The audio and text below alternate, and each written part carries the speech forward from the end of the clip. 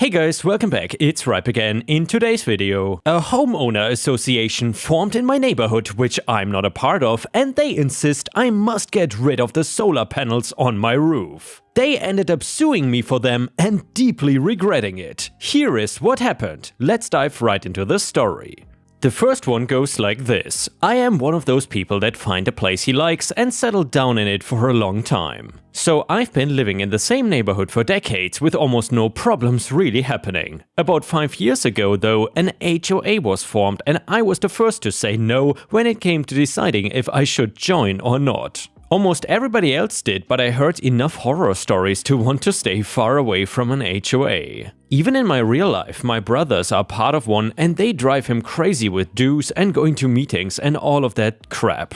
I just cannot be bothered with any of it and figured that saying no and not joining would not cause too many issues for me in the long run. The HOA did have a love for coming to my home and trying to constantly get me to join them. I just kept saying no and tried to ignore their constant attempts to bother me into joining.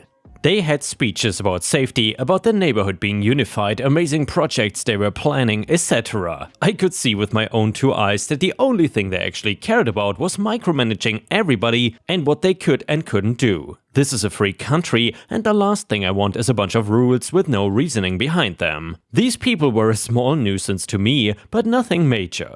One thing that I found to be more annoying was my electric bill constantly seeming to go up. No matter what I did to try and reduce it, it seemed to be constantly going up in price. I was watching a commercial on TV advertising solar panels, and in the past I always saw it as some kind of scam commercial. This time it got me thinking and looking into it. Long story short, I ended up getting solar panels installed and the money was being saved right away. It was the only house that had these panels, and since they are so visible, it meant there was no hiding it from the neighbors. I'll admit that it looked a little ugly, but anything to save me money was worth it. I guess the HOA president got wind of them because he sent down one of his other members to talk to me about the panels. They only came over to bother me, so I had no impression that it was gonna be a nice visit. Me, what can I help you with this time? HOA, our president noticed those things on your roof. He wants you to remove them right away. Me, those are my solar panels. I'm not getting rid of them and he really doesn't get a say in it. HOA,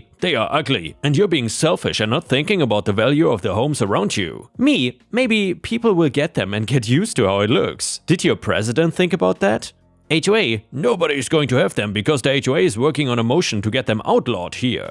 You can remove them now, but if you wait until the new rules are passed, you will face hefty fines. Me, I think you're forgetting that I'm not part of your little HOA. Banning them wouldn't apply to me and you cannot force me to get rid of them. Hell, if you're trying to ban them, maybe I'll run a campaign against yours to show how great solar panels and clean energy are. Let people see both sides of things and decide for themselves instead of letting your president do it for them.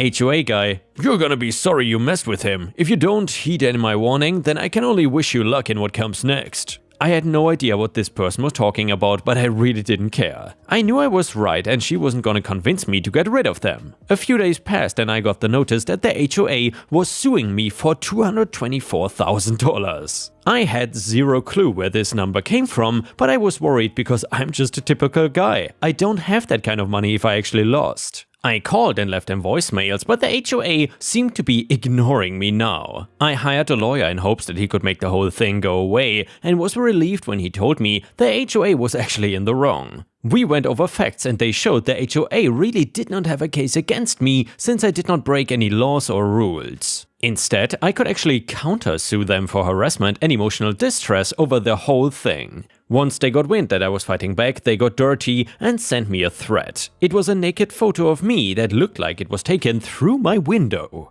with the message that I should not show up for court or it would get leaked everywhere. I told my lawyer about this and he told me that I had to make a choice whether to show up or not.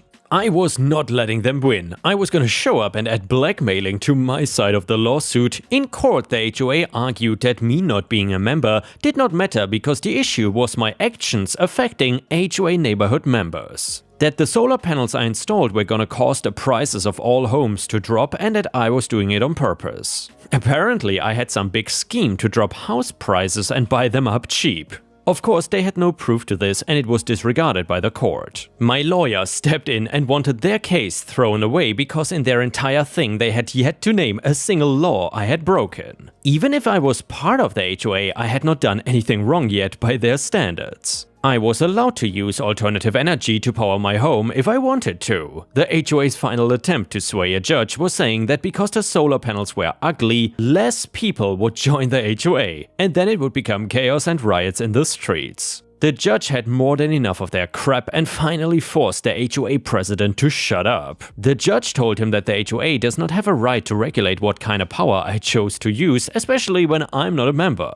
It was thrown out, but now it was time for my countersuit, and that was far more interesting of a result. The judge agreed that the harassment of them and the lawsuit caused me emotional distress, and the HOA would have to compensate me for that, as well as my legal fees for forcing me into an unneeded lawsuit. As for the blackmail that I showed the judge, he was angry and told the HOA that if he wanted to, he could of course also drop criminal charges on top of him. They had to give me even more money because of that, and all their blackmail had to be destroyed. While the money I got at the end was nowhere near what they sued me for, I was glad that I did not owe a penny in the end. The new HOA management ended up being actually scared of me like I did something to them instead of the other way around.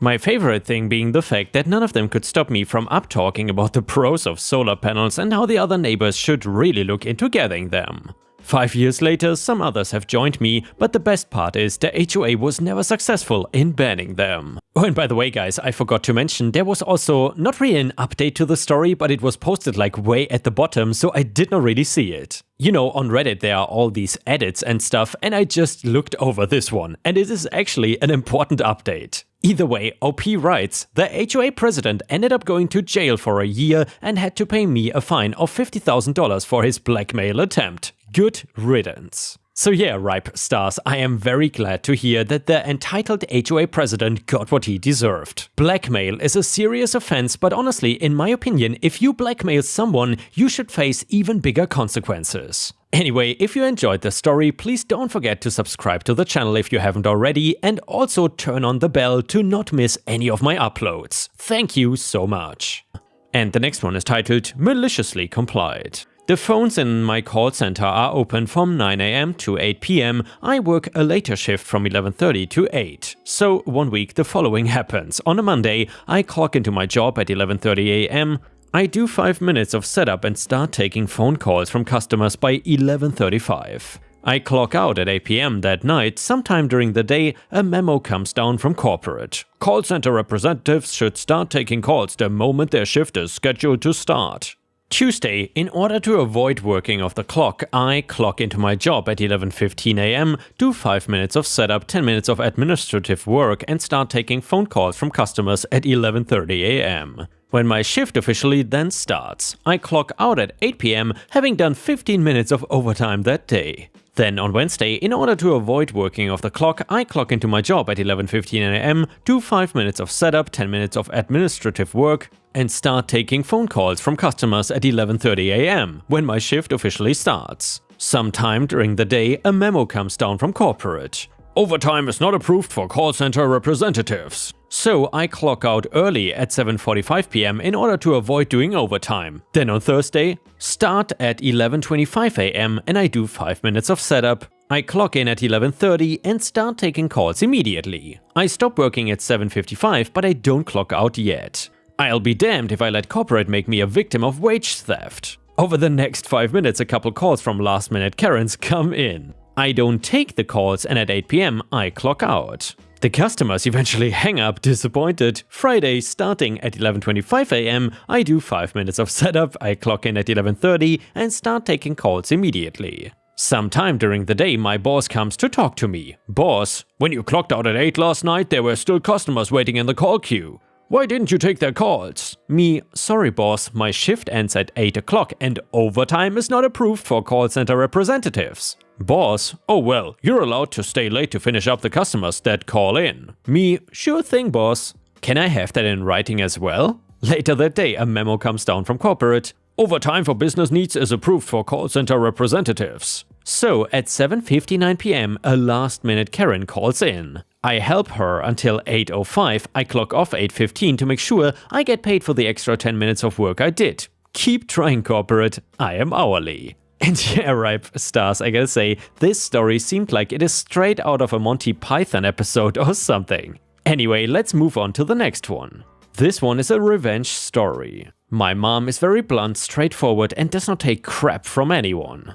When she was a junior in college, she moved into an on-campus apartment complex, and what she found when she opened the door were roaches. Lots of roaches. She called the manager of the complex to complain and asked them to come spray. The manager smugly replied, "Cockroaches are not a problem, and besides, there's nothing we can do about them." Later that night, Mom was horrified to find a roach on her toilet paper roll. She had almost used a roach to clean herself. At this moment, she snapped and planned her revenge. She emptied a bottle of applesauce and poked holes in it. The holes were large enough for the roaches to breathe, but small enough so that they would not escape. She then spent the rest of the weekend collecting every single roach in her apartment. Come Monday morning, Mom went to the front office holding the jar behind her back. I asked to speak to the manager, and the manager came out. "Mom, hey, I am OP's mom. I spoke to you on Friday regarding my roach problem, right?" Manager, "Right, and again, it's not a problem." Mom opened the jar of roaches and dumped them on the manager's desk. Manager jumped up and screamed bloody murder. Mom, "What? I thought you said roaches were not a problem?" The manager immediately called an exterminator, and Mom never saw another roach in that apartment. And the next one is an airplane revenge story. Right, as soon as we got on the plane, I knew this guy was gonna be trouble. Let's call him Paul. So Paul was blocking the walkway, having half his body in the aisle, rearranging his backpack for whatever reason, when no one was next to him and he could have just done this in his seat. No big deal, I'll just wait for him to be done. Then Paul insists on me walking around him, which with him being half in the aisle makes it quite hard. My body brushes up against his body, which made him mad, even though he told me to go through. Of course, everyone else is trying to board the plane as well and are running into the same issue, and Paul is taking his sweet time. Whatever. My boyfriend and I got the row right behind him and sat down, awaiting the plane to take off. Next offense is when someone is trying to put their bag in the overhead bin, and Paul goes apecrap. Starts yelling at this woman that there is glass in his bag and that she cannot put her luggage there. She calmly tells Paul that this space is for everyone and she needs to put her bag there as there is no more room in the other compartments. Paul's wife doesn't think this woman is getting the point, so they start yelling how they are custom wine glasses and that she cannot put her bags there.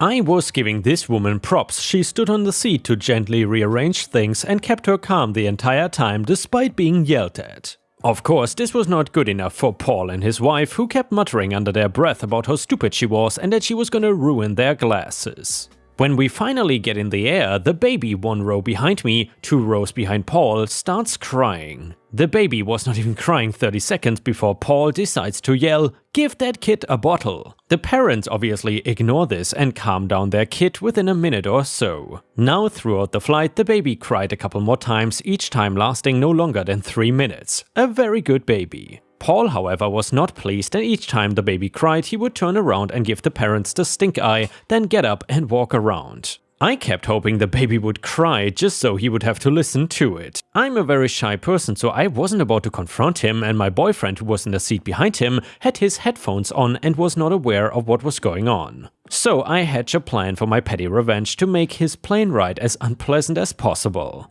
What did I do? I clued in my boyfriend on the situation and had him join my cause. He opened and shut the tray table multiple times for his laptop. He sat with his knees in Paul's seat. He kept putting his water bottle in the pocket behind the seat and taking it out. I kept accidentally hitting his seat when I would go to cross my legs, and I turned my AC on full blast and pointed it his way. I ate my chips as loud and slow as possible. I coughed multiple times very loudly. All of this would make Paul stare at us and then complain to his wife. "I hope your custom wine glasses broke, douchebag." And the next one is titled, "Girlfriend's Family is Ridiculous." I, male 48, have a girlfriend, Maria, female 40, that I've been seeing for 2 years. I live in the northeast USA. I also have a dog called Boots, male 3, and Boots is a working dog breed but is well behaved and loved by my friends and neighbors. He has the run of the house, and I also have a big fenced-in backyard for him to run around in. Mariah grew up in the south on a farm. She has been around dogs before, but they've always been outside dogs that worked the farm and slept in the barn or kennels. She never had an indoor dog like Boots, and it was an adjustment to get used to him, but she loves him now, and she did mention to me that her mother would never get used to an indoor dog and would absolutely not allow a dog in the kitchen.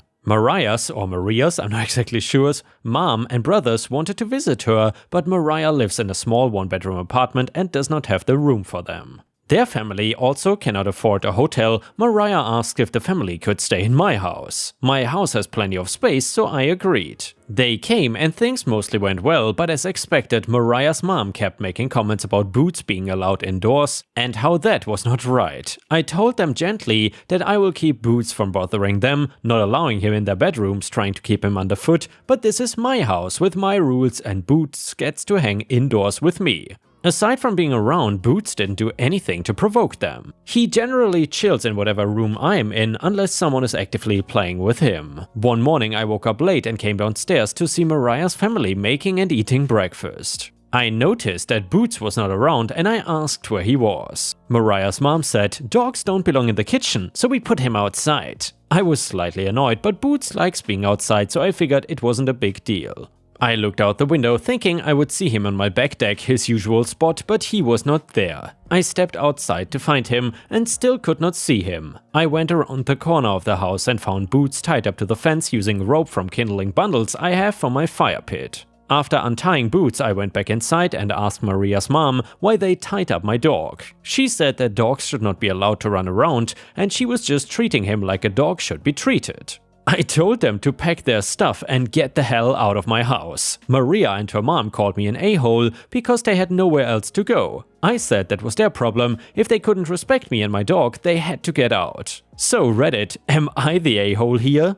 And yeah, Ripe Stars, I would love to hear from you. What do you think about this story? Is OP the a-hole or not? I mean, honestly, if someone would come to my house, or rather, I would let them stay at my house and they would mistreat Disney or kick her out or something, I would probably be the first person to kick them out instead. Either way, let me know what you would have done if this were your dog. A user in the comments said, "Not the a-hole, let's be honest, putting him outside would have sufficed. They tied him up to prove a point and you proved your point by kicking their asses out." Comment number 2, not the a-hole, and Maria's an a-hole for allowing them to do that. They could have just let him run around the yard, but they went an extra step and tied him for no logical reason. I hope they found a crappy pet-friendly motel to stay in and that the dogs there are barking up a storm for most of the day. And yeah guys, I have to 100% agree with the comments here. I would say no mercy for these pet-hating douchebags. Anyway, update to the story. It is not clear from my post, but Maria did not know about or condone Boots' treatment. She was worried about her family being put out. Maria in fact loves Boots and spoils him worse than I do. For example, she often takes him on long walks and she insisted on holding a birthday party for him, complete with cupcakes.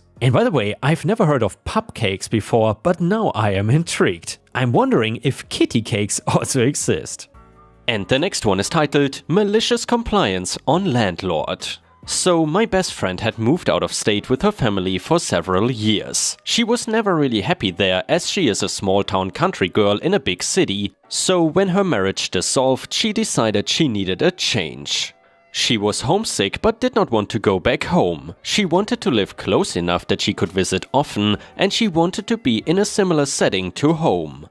While on a camping trip, she fell in love with a small town that was about 5 hours from her children's father and about 6 hours from her hometown. Looking around the town, she finds a small house that is for rent and she decides to reach out to the owner about the details. It's not a great house, it looks terrible. Hence why I call it the crack shack, but nothing that some hard work and a little bit of money could not fix. The landlord tells her that the house is livable, but it is definitely a fixer-upper. It's been vacant for a while and they just recently had a man that kept breaking in at night but assured her the cops were aware and the guy had not been back in months. However, he had done a lot of damage. He was willing to make a deal with her. If she was willing to pay for supplies, he would reimburse her, and if she would do the work on the house and pay all of the utilities, he would not charge her rent until the repairs were complete. He would also draw up legal documents that if she decided she wanted to buy, he would sell it to her for $15,000, as in its current state it was not worth more than that. She thought it over a bit and insisted on having the legality of it all taken care of prior to move-in day. And he agreed. Over the next few weeks, paperwork starts flowing in. She reads it, signs it, sends it back. Before she can move in, she needs to make a couple of minor repairs. A plumbing issue, a damaged ceiling, and 2 broken doors. She does this, sends him the receipts, registered mail, keeps a copy for herself, and a few days later, she gets notification that he signed for the letter. A week goes by, then 2, then 3, and then nothing. She tries to call him, no answer. She emails, sends a letter, nothing. A neighbor tells her the guy is having health issues and has been in the hospital, so for sure that has to be the holdup, so she moves in on schedule and continues repairing the house. Fast forward a year, she has cleaned up the junked up yard, replaced all the doors and storm doors, repaired several windows, plumbing, electrical, even replaced the hot water tank, repaired the furnace, and the supplies have arrived to fix the roof. When who finally appears in her mail. The landlord pops up, explains he has been in and out of the hospital, but he has received all of the receipts and photos of the work, everything looks good, I'll be in touch. So she starts getting together a team of friends who all have experience in roof work. The day before they are supposed to start, another email comes in. After speaking to my attorney, I have decided that you've been squatting in my house for 1 year without having paid any rent. The amounts on your receipts are unreasonable and I won't be repaying you for the work you have done. I will forgive the first 3 months of your time there. This should more than compensate you for the work already done, and not even close to the cost of supplies. You have 15 days, which is the minimum notice allowable in her state, to pay the sum of $9,000 or move. If you refuse, legal action will be taken. So she replies, reminding him of the lease she signed and the agreement they made, and he responds with, "My lawyer has no record of a lease on file. When he sent your copy to you, the post office returned it, so technically it's null and void if I say it is. Proof that we ever made this agreement." So she dug through her records, sent him copies of every email he sent her laying out the terms. Thinking he's older, he's been having health issues, maybe he just does not remember. He comes back with, "I don't remember any of that." She also had saved voicemails that he had left on her phone, including one where he says, "We received your signed lease. You cannot start the repairs and move in when you are ready. Don't forget to send me all the receipts related to home repairs." She offers up a compromise of, "I will eat up the full cost of repairs and pay all the utilities. I'll pay a reduced price in rent to compensate me for my time and money put in."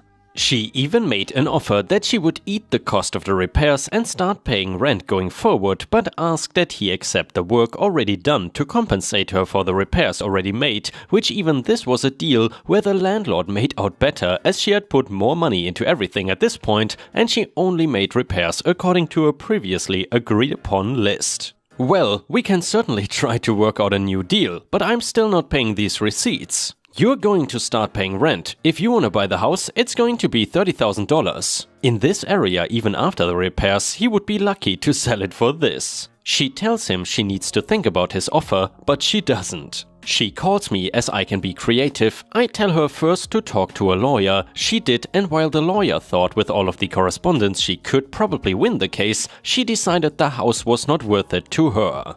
So then she called the landlord back and tells him, after careful consideration, I'm going to have to decline on this offer as I wouldn't have agreed to it before moving in. He then tries to negotiate another deal, still a horrible one, still did not include repayment of any sort for the work she put into it, and says this is the final offer, accept it or get out. This is where I came into the story. Since he was unwilling to pay for the repairs, I sat down and made a list of everything she had done to that house and devised the following plan. One by one, she and the team that was supposed to help fix the roof went through the house and unfixed everything she had previously repaired. The new doors were removed, the old ones were still stored in the garage, took down all the drywall she had put up but had not yet finished, removed all pipes, fittings, fixtures, appliances and every last shingle that was meant for the roof and made a few calls and sold every bit of it to a family friend who happened to be in need of some home repair of his own. A month after she was gone, she received another email from him insisting that she pay up or move out. This is where she replied with, "I'm sorry, our business concluded a month ago when I moved to the next town over. No need to pay me back for my hard work on your house, as I have removed everything that I paid for in order to recoup my cost. I left the house in precisely the same condition as I found it, minus the several dumpsters full of garbage I had to remove from the house and property before I could even begin the repairs. According to my calculations, this fact alone should bring us even up." That was a year ago, and once in a while she still gets the random email from him insisting she owes him money. She no longer replies.